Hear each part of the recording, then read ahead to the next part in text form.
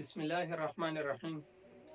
حضرت انس رضی الله تعالی عنہ فرمایي چې رسول الله صلی الله علیه وسلم فرمایلی چې دعا د عبادت مغز دی. دعا ته هغه ډیر اهمیت هغه حاصل دی. په ډیرو حدیث مبارکو کې ابو هريره رضی الله تعالی عنہ هم روایت شوی دی، ابن عمر رضی الله تعالی عنہ هم روایت کړی، انس رضی الله تعالی عنہ هم روایت کړی، او په ټولو کې هغه دا خبره کړې ده چې عبادت هغه ته څونه اهمیت او حاصل دی او د الله تعالی په نسبت باندې عبادت څونه اوچته درجه ملوه. اکثر خلک هغه ته چې مصیبت راشي نو هغه د مصیبت لپاره تدبیرونه جوړي، هغه یره دا کار به وکړو یره هغه کار به وکړو، او چې کوم اصل سیز دی او کوم وعده چې الله تعالی کړی ده چې تمانه دا سیز وغواړه زه به دغه حل کوم، نو هغه مونږ نه کوو. د هغې نتیجه مونږ ته څه راوځي؟ د هغې نتیجه دی چې زمونږ هغه کار وشي، تدبیرونه ولا مونږ ډېر وکړو خو ډېر زیات زړه مونږ له وچوي.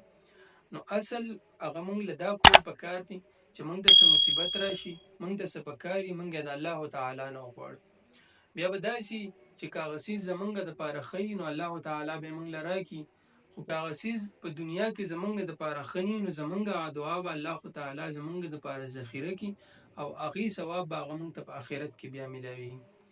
یا به داسې چې د یو وخت نه به هغه وروستو کې مونږ لا مثلا زمونږ سبا له یو څیز پکار دی نو الله تعالی ته خو پته ده چې دا کار او دا څیز ستا دپاره سبا ته هغه ښه نه دی، نو مونږ دپاره به یې د سبا نه وروستو کې او هفته پس به یې مونږ له راکړي، ځکه چې په دې کې الله تعالی مونږ ته ښایي چې زه ستا دپاره خیرخوا یم، زه ستا دپاره هغه کارونه کوم کومو کې چې ستا خیر.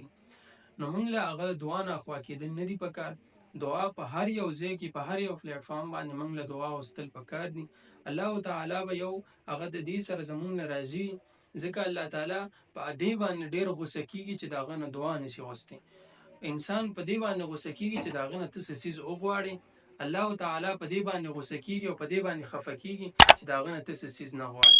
د دې د وجې نه په هر ځای کې په هر کار کې د الله تعالی نه غوښتل، په هر ځای کې په هر کار کې د الله تعالی نه دعا کول، دا به مونږ هغه یو اهمه فریضه په خپل ځان باندې ګڼو چې موږ ته مصیبت راځي دعا به الله نه کوو، هغه به یې زموږ نه ختموي.